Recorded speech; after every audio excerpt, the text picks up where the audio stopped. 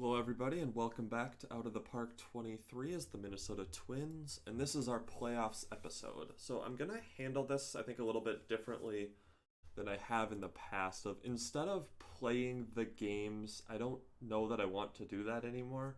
I think I'm just going to simulate them, just kind of here during this video, and we'll just kind of talk about stuff as it happens. So this is our playoffs bracket. The Surprisingly, in the National League, it was a much more even league. Um, Jacksonville was actually the only team that won more than 90 games in the entire league, so that's kind of interesting. The Mariners and Giants will match up with each other again after they had a 163rd game, I guess, just to decide seeding for this wild card game. I'm actually kind of curious, who did these teams pitch in that game? So they pitched Salazar, who, I mean, it looks like all of their starters were pretty good. So Seattle won. Wait, what? I thought that, wait, no, 30th, no, he didn't pitch that game. This guy pitched, okay. So they did throw their ace in that game. Or wait, or is this guy who they consider their ace and they threw their number two? Okay, so they threw, I guess, their number one or number two pitcher in that. Aaron Nola, they've been using some. So they've kind of been split all over the place about who they're having start. So they throw, I think, one of the guys that's in their rotation for the World Series games. And the Giants pitched. Oh, I guess it could have been. Let's see. Yeah, they threw Tyler Mahle, who's a trade deadline acquisition for them that they have as their number two. Yeah, because I mean they couldn't really be super passive with their pitchers. Like we sat down Corbin Burns and Yandris Gomez at the end of the year, so they obviously weren't able to do that. This will be interesting then for that pitching matchup to see what ends up going on there. And then American League, the Diamondbacks missed the World Series. I think we talked about that briefly in the last video, but after having two of the best players in the league and winning the World Series last year, they aren't even in the playoffs. The Colorado Rockies make their first appearance in probably a while. I actually wonder if this is in here because they got it pretty recently. San Diego, Colorado Rockies. Does not say how long since. Maybe there's a clinched playoffs somewhere else for them. I'm really curious because I don't think actually maybe I can just look in here for the playoff tree. Okay, I can't actually search this by year, but I think it's been a little while. I don't think the Rockies have been in the playoffs a single time in this sim. Everybody else in here has, and it's obviously been 8 years at this point. But yeah, this is the playoff tree, so let's see what happens. We're just gonna go through and simulate through these games. I'll probably go and check on new stuff. Oh, this is actually really important. So even though Houston they were 500, this is probably the best pitcher in baseball, if not the best. Best is one of the best. I mean, just look at this pretty crazy year he had. I mean, a 2 ERA in 27 starts. That's real good. So that's going to be really important for them for next season. All right, let's go back to the playoff tree.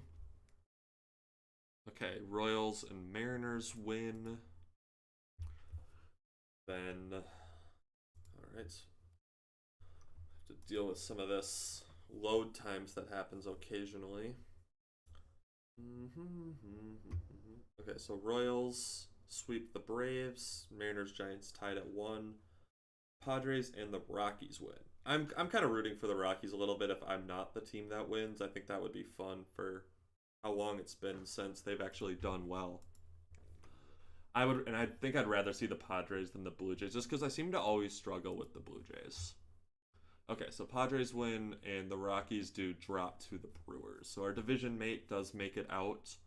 Seattle wins 2-1 against the Giants. So game 163 loss was the better strategy, I guess. So now let's go ahead and take a look at the Padres. They will have Connor Crisp available, but he'll only get to pitch one game. So that's good. We won't see him a ton. Tatis is out. They are very injured. No Grisham. I wonder if he's on even their roster. Doesn't look like it. I think that would be something you'd have to consider at least. Well, I guess depending on how long he's been out. Fractured ribs. He's been out about a month.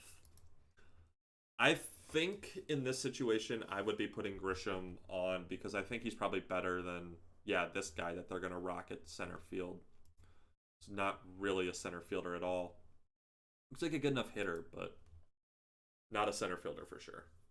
So I think that would have been a move I would have done. We'll start with their number 3 starter, it looks like, who... Wait, what? This guy... Their 4th round draft pick this year hasn't appeared above A-ball, and they're going to start him? This can't be correct. Like, this has to change here, right? Like, there's no possible way that the ALCS... Okay, that makes a lot more sense. That was really weird. Okay, so this is probably just going to all be these. Matter. Okay, so we were only 3-6 against San Diego this year. They've also kind of been a little kryptonite for us. We did sweep them last year in, I believe, this same round. So hopefully we can get that same type of results. And we get Corbin Burnes to start it off. Like, we've got pretty big pitching advantages, I think, in Game 1 and Game 2. And really in Game 5, I think, as well, if it does get to that point. So I think we should have a pretty good advantage here. We saw how hurt they were. That is not where I wanted to click. Cancel game, because I'm actually... See, looks like we got a lot of lineup advantages here. So, kind of going down their lineup. This guy played 12 games. Seiya Suzuki looks like he's had kind of a career year for himself after they signed him in 2026. This guy, Victor Acosta, looks like a decent enough shortstop. Had a pretty good year for them. I wonder if he played more second this year. Yeah, it looks like he was their second baseman and then took over short when Tatis got hurt. Machado doing Machado things. RJ Mayer, who, the fact that they don't use this guy in center, I don't understand this. 80 outfield range and you're not playing him in center. I don't get it. Like, I would definitely be flipping those guys. There's kind of a lot of around league average guys. Brooks Lee is here. Looks like he's been a pretty decent player for them. I don't think they want him starting. I think they'd rather having him be their utility guy. Then Camposano is, I guess, not outstanding defensively here. So he's not a super great catcher. But yeah, I mean, like, we should be, I think, favored in this series. We only have to see Connor Crisp once. So let's go ahead and see what happens. We'll just sit in this playoff tree and take a look at the games. So it looks like the Mets and the Jacksonville won, and we won Game 1 2-1. Random retirement, okay, that's fine. Oh wow, this is nutty. So we give up a run right away. Looks like Diaz got a hit, and then we got one back in the first. Oh, Lazcano gets a big RBI single to win us the game. So the young center fielder, and just Burnes plus Duran, I guess, was where our pitchers went. Just 3 innings from Duran. He was very good. Burnes, obviously, also good. Couldn't get to them as much as we would have hoped, but we'll see. Okay, so they're going to go ahead and throw Crisp in Game 2 here. I still don't think that we're going to see him twice. I mean, this opens the door for that to potentially happen. 14th. Okay, yeah, so that means that him pitching twice is probably on the cards in a game five. But if we do beat him here, then I think we're in pretty good spot to win this series. And we'll throw Gomez. Sanchez, I'm a little worried about Sanchez, honestly, with how rough his September was. Okay. So we get to him. Wow, Blake Hunt is the guy who gets to him. That's crazy. 4 RBIs for him. He has not been good with the bat this year. But he gets to him. Adrian also gets a home run later on. And yeah, we knocked around Connor Crisp. That's a really good sign. Okay, we basically just went beater as a follower here. I don't mind this strategy at all. Because he was our fifth starter, obviously, was up and down for sure. But I guess if they're working him out of the bullpen, looks like he was super efficient. Only 43 pitches to get through 4 innings. Colby White finishes out the game. Yeah, we only allowed 3 hits. Machado hasn't really done much to us. Haven't gotten probably as much out of Adrian as I would have liked in this series. Abrams hasn't done a whole lot. But the pitching, I mean, obviously we haven't given up a run yet. That's pretty crazy. Like I knew that they're off. Or wait, no, that's not true. We gave up one run in the first inning of game 1. So we've thrown 17 consecutive shutout innings at this point. And now we'll go to Julius Sanchez here in game 3, with most of our bullpen available, because Durant kind of got the day off, so he's back to being fine. Okay, so that's obviously not great. We win the game, giving up 5 runs. So Nardi's out for a week. So this is going to be an interesting question now. Let's see. How did Sanchez do? I like that quick hook. Looks like they got to beat her a little bit here. That's, not great there. Okay, so he got ejected in the 4th inning. And then the Nardi injury obviously hurts quite a bit. Abrams steals 3 bases. Adrian also stole a base. Went 0 for 4 though, with a walk, so I guess not terrible. Pretty surprising to see my team get 11 hits and Adrian goes 0 for 4. Definitely don't expect that. Duran looks like a series MVP. I don't hate that call at all. 5 shutout innings is really good. DeMarcus Evans got extended. Real Muto got extended. Okay, Jacksonville looks like they're doing pretty well here. Looks like they do have an injury to Matt Brash. Probably like their number 3 starter or something like that. New York takes out Seattle. Then let's see. Do the Angels complete just all top 2 seeds in the LCS?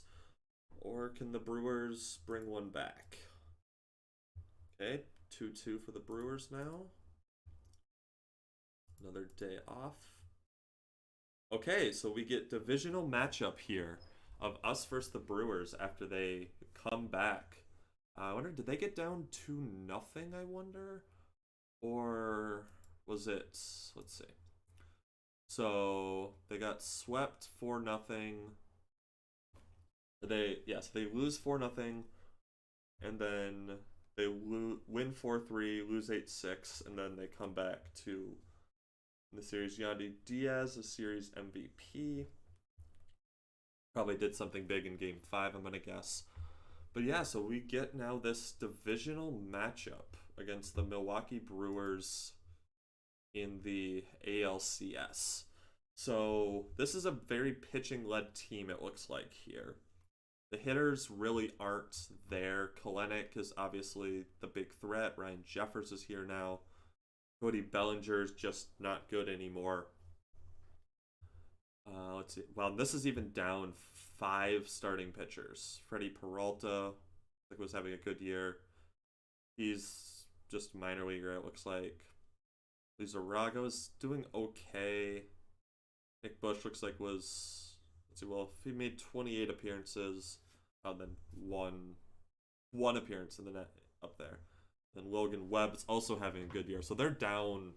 They're hurt. I'm kind of surprised they scored as many runs as they did. But, I mean, they still have some good pitchers here. Bobby Miller is here. Mick Abel. Norwood Gudino looks like... I'm surprised he had this good of a year. Okay, yeah, a lot of that out of the bullpen. The FIP is really high. And then Nick Bennett. I guess I'm not super scared of if that's actually who's going to pitch in that game. But I mean, we were 17 games better than them. Let's see. This guy I don't care about. Brandon Nimmo looks like is hurt, so that's not great for them.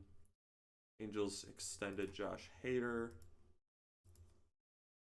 All right. So let's see who we're actually going to see here. Okay. So it looks like we are going to see Mick Abel in game 1. Let's see. Yeah, so I bet it will be Abel into Bennett. I think this is going to be correct. So I'm hoping that means that we, even in a 7-game series, we'd probably see Miller twice. So him as a game 7 starter is not really what I want. Like, I don't want this series to go 7. We have a decision to make on Andrew Nardi. I think we just leave him here. It's just 2 days. So that would be the first 2 games he would not be available for. I think we leave him on the roster because otherwise I'd be left with just one lefty. I don't think I have any lefties that would be available to be put on here. Well, I could go with Weissman out of the bullpen. But I think just the 2 days, I think we just roll the dice on being fine the first 2 games without Nardi. I don't remember the Brewers really. Well, Kalenich's a lefty. Okay, so having the lefty here is important. I think we can probably get through the first 2 games because that's our 2 stud playoff pitchers. Because even when Gomez has been up and down in the regular season, he's always been good in the playoffs. Whereas Sanchez, obviously, I have more concerns about. Yeah, so let's just go ahead and roll this way. Let's go back to the playoff tree. Okay, so Jacksonville's up 1-0 on the Mets right now. Okay, we lose game 1. That's really bad. That's a Corbin Burns loss. Spartans go up 2-0. What happened here? Okay, Burns was really good. Duran gives up 2 runs, 2 unearned runs off an Ayers error. That's a little surprising. He's a good defender. So we were not able to make that lead stick off the Baez 2-run homer. Yeah, that's rough to lose that game where we got a really good start out of Burns. Okay, we come back 3-0. Gomez was really good. Duran bounces back, 5 strikeouts against 6 batters. That's a little rough in the 9th, giving up 2 hits. Yeah, kind of started to creep up a little bit. I need more out of Adrian. That's, I think, the biggest thing to point out here is that he is really struggling. And you need your best players to come through in crunch time. A little bit. Logan Webb is still hurt. Okay, I don't care about any of this. Okay, so now game 3, we're going to see their ace. And we are going to be throwing Julius Sanchez. And I'm not super sure if I like doing that here. So Alvarez has not yet pitched in the playoffs. So do I go with him here? Or do I trust the stuff? Man, he's been so bad the last month. And I got to match up into their ace. I think this is Alvarez. Is I think the plan. We lose 2-1. I mean, that's not on Alvarez. He pitched really well. Colby White blows the game. Glasnow is hurt. And yeah, I mean, wow, Baez is really trying to carry us right now. But 3 strikeouts for Adrian. Just, whew. Okay, so now game 4, we need first 5 months of the year Julius Sanchez to show up, and he doesn't. Sanchez is awful, and we're down 3-1 now to our division rivals that we were a lot better than this year. So we get Corbin Burns. I don't think we can pitch Sanchez again. Yeah, we just have to try to get this to game 7. Okay. Burns gets us a win here against his former team. Duran does blow us the lead, but we get it back in the ninth. Miranda gets through. Blake Hunt had another big hit, it looks like, to set stuff up. Atrian goes 0 for 3 with 2 walks at least, so 2 for 5 in terms of getting on base at least. But now we do now go back home. What is this guy? Don't care. Yeah, this guy just walked a billion times, I guess. So this is now going to set us up. I mean, Gomez and Alvarez have both pitched well in this series, so I think that's just how we do this. Jesse retired. That's fine. So I mean, we were 10-4 against him during the year. We get Bobby Miller here, who was really really good against us last time, and then Gudino, who was good in a short start against us. So we need these bats to come back alive. We need Atrian needs to show up. This is where your superstar needs to come and win you the game, and he doesn't do it. 0 for 4 with 3 strikeouts, 125. We lose 4 games to 2 to the Brewers. That's rough. Gomez got lit up. And we couldn't claw it back. Wow. Gibson Long is actually who pitched. So this is a guy we traded away to them back in 2023, who actually makes this start instead of Miller, which is really odd. I would not have done that, but it works out for them. And 4 games to 2, we drop to the Brewers, and they'll play the Mets, who actually did come back. I wonder, were they down 3-0? Nope, so they got down 2-0, 1-2 at home, and then Jacksonville does get 1 on the road, but then the Mets come back to win the series 4 games to 3. Let's see if the Brewers can bring it home for the AL North at the very least. If we can't do it, if it's a division rival, I'd feel good about that. 2-0 for the Brewers. Come on, hold on. Come on, buddies. Mets get 1. Bring it back to even. Go to November. So my database will save, and we'll go through waiting all of that out. So yeah, this is a rough end to the year for us, dropping to our division rival after sweeping the Padres again. They don't want to see us in the playoffs. And the ALCS continues to be our kryptonite we've struggled in this series. We've won every time we've gotten to the World Series, but this is, I think, our 3rd or 4th loss in the LCS now. Brewers 1 game away. Let's see if they can pull it out. And they do. The Milwaukee Brewers win the World Series. So I forget, were they the number 1? No, so this is the 2nd straight year where it's the number 6 seed out of the American League that goes ahead and wins the World Series. So congratulations to the Brewers with all their injured pitchers. Glasnow's now out for the next year as well. That is rough. Wait, did he? Because he got hurt against us, I thought I saw. I don't know if the 19th. Yeah, so this game, he got hurt. Let's see. Yeah, shoulder inflammation. They brought him back and then is now out for the year. So that is obviously rough for them to lose their closer. He'll miss all of this 2030 now, but they'll just have to eat this $17.5 million. And he'll be 37 coming off of a big injury to see what he can get on the free agent market in 2031. So yeah, I mean, pitching wins championships. That's very true. 15th in runs scored this year. They were 3rd in runs against. And it's not even like our pitching was really that bad. Um, I probably shouldn't have thrown Sanchez in this game.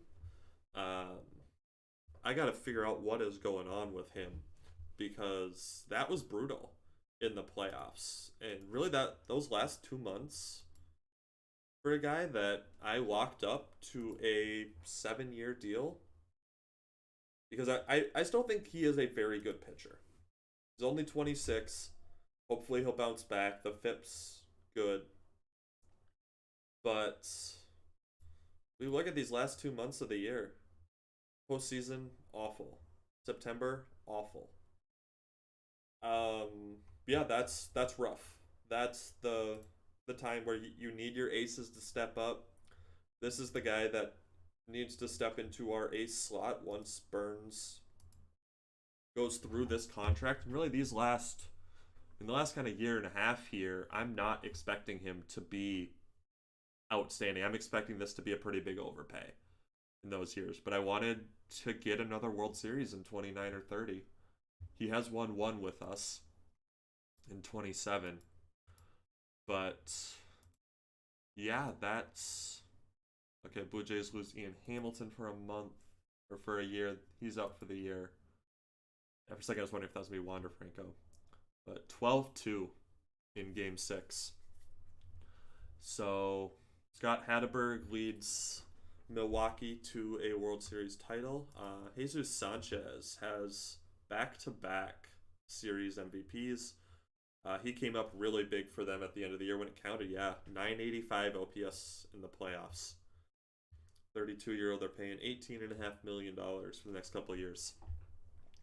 So, let's see, when did he sign that? So prior to 28, they signed him. So, yeah, that obviously works out really well for them this year. He had an outstanding playoff run, and we'll have to kind of figure out what it is that we're going to do for next year. Adrian needs to be better in the playoffs, for sure. I mean, 125 batting average, 263 on base percentage. For a guy who put up 6.5 WAR this year, that's not acceptable. He needs to be better in the playoffs. He struck out a ton, and yeah, not really a whole lot else to say there. Baez is in line for a big payday. He had a pretty decent playoffs, or at least a couple of good games. But $7.5 million is a decent amount of money.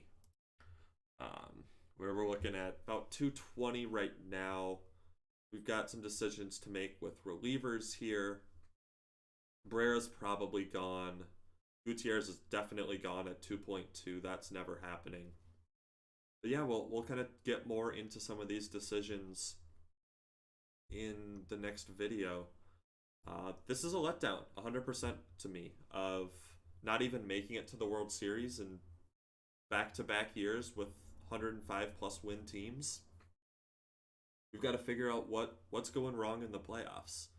I mean, this is the same thing with just simulating the games versus me managing them. It's the same spot that we lost, and I don't know if me managing the games would have turned anything around, but I don't really want to be relying on that anyway. So yeah, we're gonna end up, do we end up a little negative? Let's see. Yeah, so we end up negative 2 million, so our owner's not going to be happy about that. Because one of his goals for us right now is to make 24 million over the next 2 years, and we made 4 this year, it looks like. So we'll sort of see what ends up happening budget-wise for us for next year.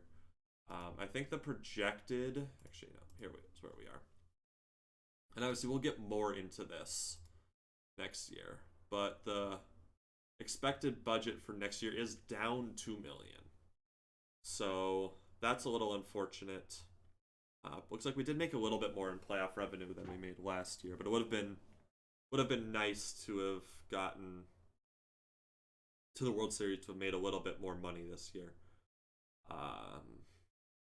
But yeah, after the 8 million bump, it's going to go down a little bit, and we'll kind of have to see. We might have to I don't really want to cut my dev budget at all. That might be something I have to do a little bit here. And the salaries will go down for next year. I'm probably gonna look to shed some of that money. I'm gonna try really hard, I think, in this offseason to trade Kirilov. Um, it's a 1 year, $19 million deal. It's effectively, or what's the buyout? 3 million. So it's a 1 year, $22 million contract for a guy who's aging a little bit, but I think there's teams he can probably help. So we're gonna try to make that happen to shed some money. I'm gonna have to think about this Alvarez at 4.8. I think especially with how poorly Sanchez pitched in the last month, I probably have to pick this up and try to figure some stuff out from there. Um, we'll have to kind of go through these relievers. There's obviously plenty of things to do. Miranda's $18 million option is going to get picked up coming off of this type of year. Um, and I don't really have a great first baseman to replace him at this point in time. I mean, Encarnacion is my first baseman there. There's not really a third baseman to convert to first base here either. So, yeah, decisions to be made in this offseason to figure out the team moving forward. Disappointing end of the playoffs, though, for sure. So, hope you guys have a good rest of your day. I'll catch you in the next one. Bye.